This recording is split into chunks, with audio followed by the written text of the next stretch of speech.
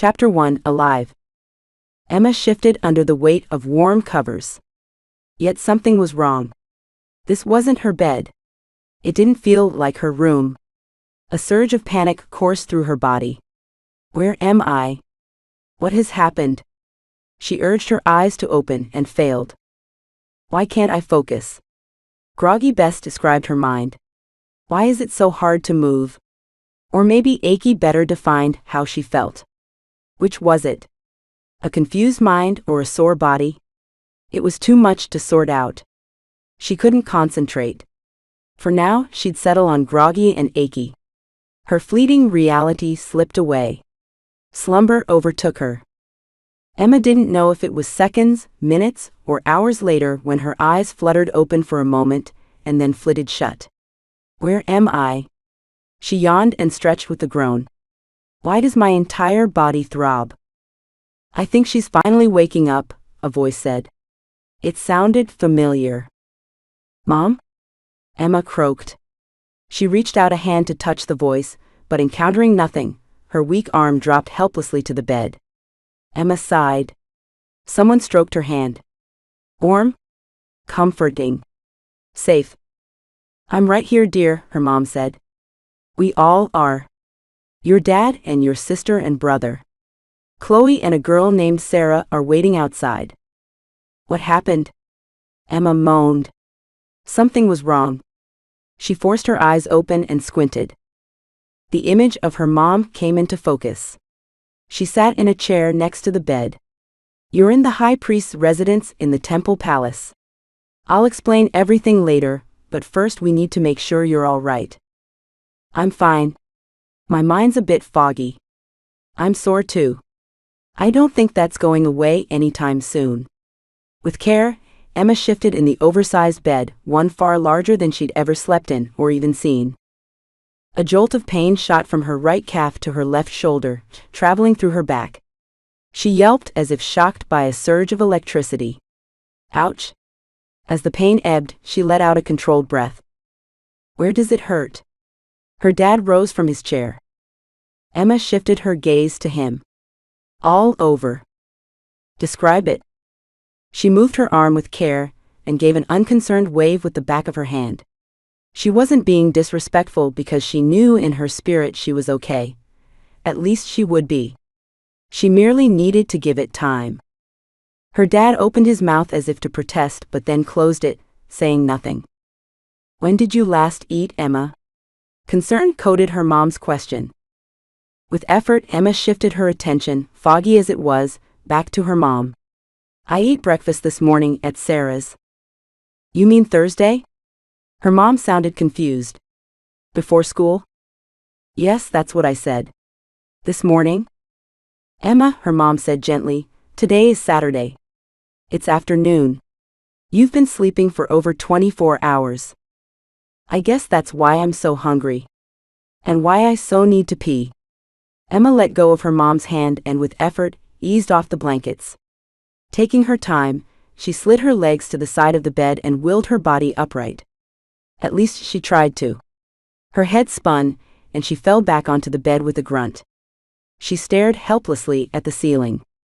Do you want us to help you? Emma forced her eyes to take in the whole room to see who was referred to.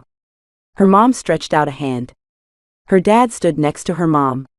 The twins kept vigil at the foot of the bed, concern painted on their uncharacteristically cherub faces. With a deliberate slowness, Emma sat up again and extended both arms. Her mom took one, and her dad held the other. Leaning on them for support, she stood, but she didn't know which direction to head. Where's the bathroom? Her sister giggled. We found at least 6 so far. The closest one is over there. Haley pointed to Emma's right. Her parents guided her in that direction. When finished, she caught her reflection in the bathroom mirror. She paused in distress at what looked back at her. Having not been washed in 3 days, her hair showed it no longer clean and fluffy, instead oily and matted. She pushed the tangled hazel mess away from her face, which revealed a smear of dirt across her left cheek and a zit about ready to erupt on her forehead. Lacking her compact or any other helpful resources, All she could do was scrape her fingernail over it to release the pressure. It worked. Sort of. Gross. Oh, so gross.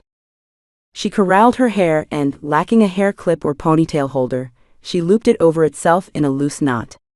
It would have to do for now. She shuffled back to the bed on her own and fell into it with a moan. Maybe after I get something to eat, I'll be strong enough to take a shower.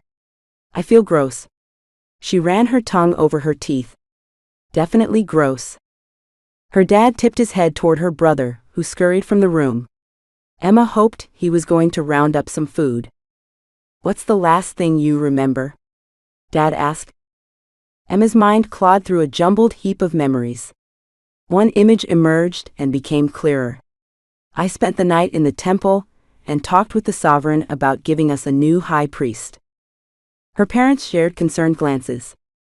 I never wanted it to be me. Her mom raised an eyebrow toward Emma's dad.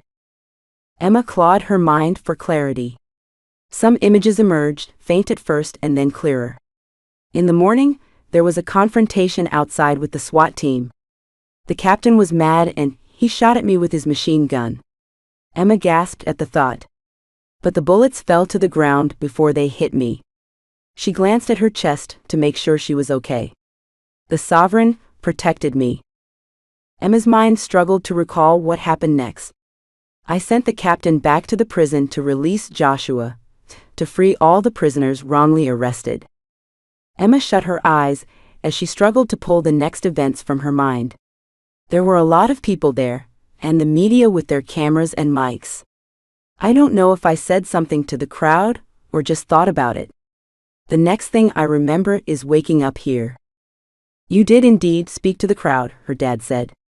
The media captured everything and broadcast it across the country, around the world. You're a hero, by the way. We couldn't be prouder.